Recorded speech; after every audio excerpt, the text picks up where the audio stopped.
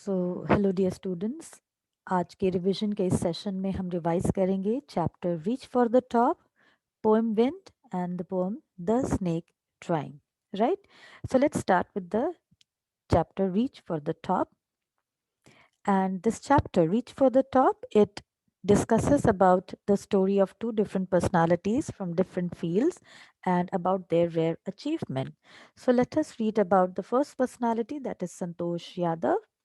So Santosh Yadav, she was born to a wealthy landowners, affluent landowners in the Joniawas village of Rewari district in Haryana, right?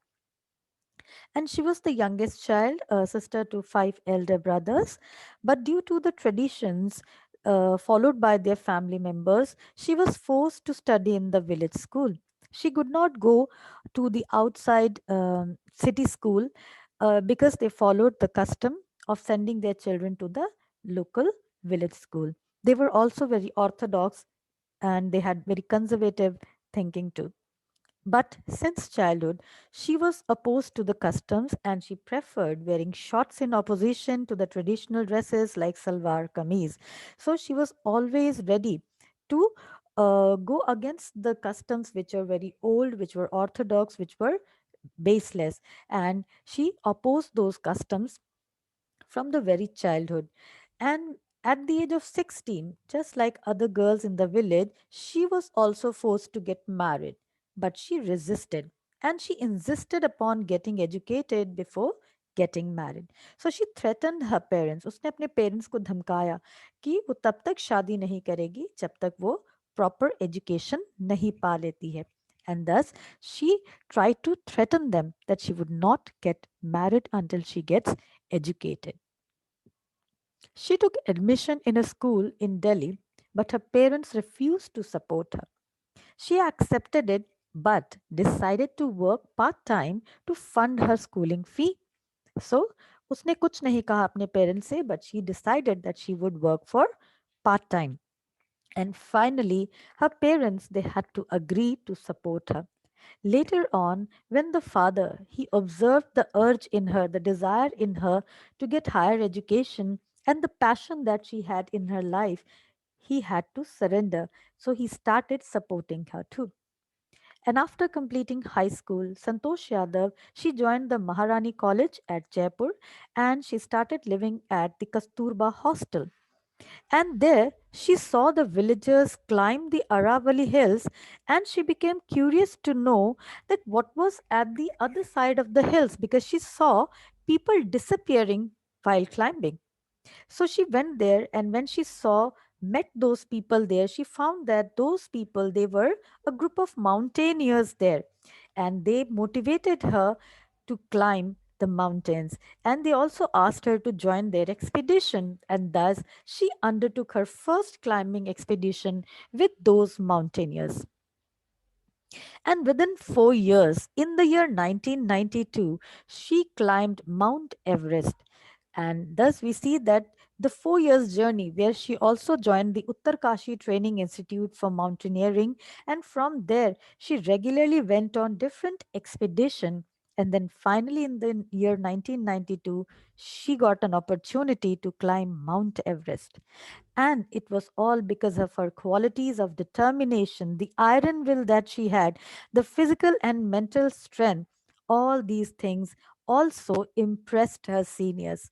Her fellow climbers, they appreciated her concern for others and the willingness that she had to work in a team. So, all these qualities made her a special woman.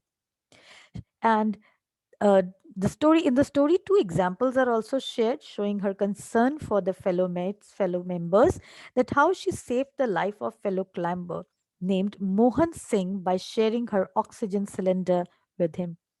There was also another member who was found injured at the South Call, but unfortunately, Santosh Yadav, she could not save that man.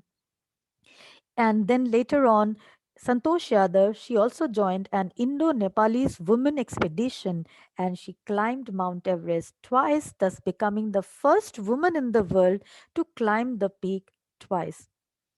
Santosh, she could not describe the immense feeling of happiness and pride when she was on top of the world. She adds that how it took some time for her to absorb the enormity of the moment. She was not able to understand the feeling at that moment. And then she hoisted the national flag, the Indian flag, the tricolor there on top of the world, and she felt proud to be an Indian. The article also shares about her another quality, that is, she was a very true environmentalist, as she brought down 500 kilograms of garbage from the Himalayas. And from the life of Santosh Yadav, we come to know that how, if you are logical in your thinking, if you decide with conscience, if you take decisions thinking rationally, then you don't have to change yourselves for others. Rather, others they will change for you. And the willpower, the determination, the hard work that she did are an inspirational fact for all the readers about her. So, with this, we learn about Santosh Yadav. And in the second part of the story, we read about the personality, that is Maria Sharapova. This write up about Maria Sharapova inspires us to remain determined in life and make sacrifices in order to fulfill our dreams. It was on 22nd August 2005 that Maria she became the top seeded player in the world women's tennis player rankings. She made great sacrifices to achieve her goal. And it was at the very tender age of 9 that she left her home in Siberia, Russia, to get training in tennis. She went to Florida in USA with her father, and at this very age she had to learn the pain. She had to bear the pain of separation because her mother she could not accompany her due to some visa restriction, and it was a long period of 2 years. Even staying in USA, she could not see her father too quite frequently because he remained busy working, arranging funds for all her needs. So, at a very young age, Maria says that she learned how to handle herself, and she also learned this essential fact that success comes at a price. She also shares that how she was bullied by her seniors, and being a foreigner, she had to suffer all that patiently. But Maria did not feel depressed. Rather, she was prepared for greater insult too in order to achieve her aim. She became hungry for more, for success in her life. And her mantra for success is to work hard and face the toughest competition. She liked competing with others and with herself too. Although she was trained in USA, she considers herself to be a Russian and is always willing to represent Russia at the Olympics too. And just like other common girls, she also had different hobbies, and those are fashion, singing, and dancing. She loves reading novels written by Arthur Conan Doyle, and her love for fashionable evening gown is in contrast to her liking for pancakes with chocolate spread and orange flavor aerated drinks. The monetary gains and the fame that she incurred are well deserved. So कोई भी इस बात से इनकार नहीं करेगा कि जो आज कामयाबी मारिया को मिली है वो डिजर्व नहीं करती. कोई ऐसा नहीं कह सकता है because she deserved it all just because she was a hard working girl. She is a hard working girl, and she knows very well that how success comes at a price, and the price was the sacrifices that she had to make, the journey of struggle that she has seen in her life. So it inspires us that we should remain determined in our life and always face the challenges bravely in our life. Right, student? So this is all about the chapter Reach for the Top. Hope this is clear to all.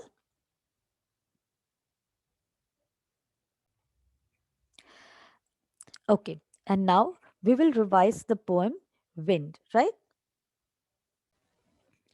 So, in the poem, the poet teaches us how we should stand against our oppressors. Oppressors, those who try to suppress us, those who try to uh, just, we can say, overpower us, and thus they consider us to be weak. So, in the poem, the poet is trying to present the idea that those who try to destroy us, we should fight against those people, those situations. We should stand against those oppressors in our life. And the poet also wonders that why the mighty God is fond of poking fun only with the weak, means laughing at the weak people. So let us try and understand what the poet is trying to say in this poem. So the poet therefore advises the weak to make themselves strong. He suggests them to be strong physically and mentally. So, actually, here in the poem, the poet has taken wind to be the symbol of difficulties and obstacles that humans have to face for their survival. So, here we see that how wind is symbolic of difficulties, obstacles, and adversities in our life. So, the poet says that no one cares for the weak. Even the wind is on the side of the strong ones. So he draws an image of the wind and makes fun of the weak things. And he says that it is the way of the world to kick the weak and to be friends with the strong. So he says that instead of surrendering in front of those adversities and difficult circumstances, one should make friendship with those difficulties. So the poem can be summarized in the following ways to prove the fact represented by the poet Subramanya Bharti. So he talks about the violence and destruction caused by the wind. So he says, although the poet requests the wind to blow gently, but it does not accept the plea. Because in the beginning lines, we see when the poet says, wind comes softly, don't break the shutters of the windows, don't scatter the papers. So the poet makes a plea, request to the wind to blow gently. But the wind blows violently because wind, it never listens to anyone. And thus it blows violently and causes destruction. And what kind of destruction is caused? The wind breaks the shutters of the weak windows. It scatters the papers and throws down the books on the shelves. So the poet has regarded wind as God in the next following lines. He says that how he makes fun of the weak persons and things. The fast blowing wind destroys weak houses, weak doors, and weak bodies. So he says, you are very clever at poking fun at weaklings. Frail, crumbling houses, crumbling doors, crumbling rafters, crumbling wood, crumbling bodies, crumbling life, crumbling hearts. So he says that how you make fun of the people or things which are weak, people who are weak, and how you destroy everything in the life. And in the following lines, then poet comes up with a suggestion. He suggests us to build strong houses and strong doors. We must be healthy physically and mentally, and thus it will help the wind to be friend with us. So he says that let us join the doors firmly. Practice to firm the body. Make the heart steadfast. Do this, and the wind will be friends with us. So he says that make yourself strong, not only just physically, but mentally and emotionally too. So he is actually metaphorically telling us that we need to befriend difficulties. हमें दोस्ती करनी चाहिए मुसीबतों से, obstacles से, difficulties से, और तब ये सब हमारे फ्रेंड हो जाएंगे और फिर ये हमारा साथ देंगे. Because when we overcome this the situation of crisis and we become a better person, we become stronger physically and mentally too. So in last lines of the poem, so the poet says that people with strong physique and mind are able to stand and face odds or obstacles of life.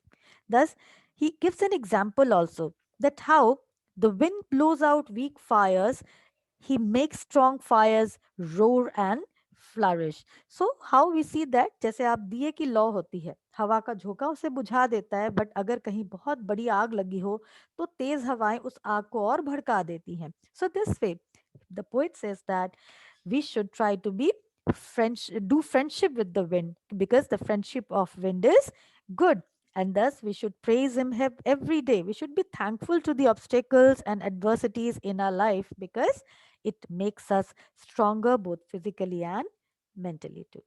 I hope this poem is clear to you, Vita. And in case if you need any detailed explanation, you can watch the videos which is uploaded on the school YouTube channel, right? Now, quickly, let us have a quick revision of the snake trying. We have done this poem recently, so it is all fresh in your mind. So, the snake trying in this poem, how the poet is trying to give a message that we should be kind and compassionate towards animals, and God has given the right to live all the creatures just like we humans have. So, we should try to be little compassionate towards wild animals, even the animals like snake. And in the opening lines he talks about that the way that the fear of death is common to all. Even animals, they are afraid of dying, so they try to save themselves. They then attack people when they sense danger. And in the opening lines the poet says that how a snake tries to escape from the pursuing stick. Pursuing stick means a person who is holding a stick in his hand and is following the snake. So it curves its thin, long body suddenly, and with slithering movements, the snake it tries to escape, run away from the pursuing stick. And the poet says that the snake looks very beautiful and graceful. He is actually fascinated on seeing the snake, which is trying to escape from the stroke of the stick, and it glides through the water.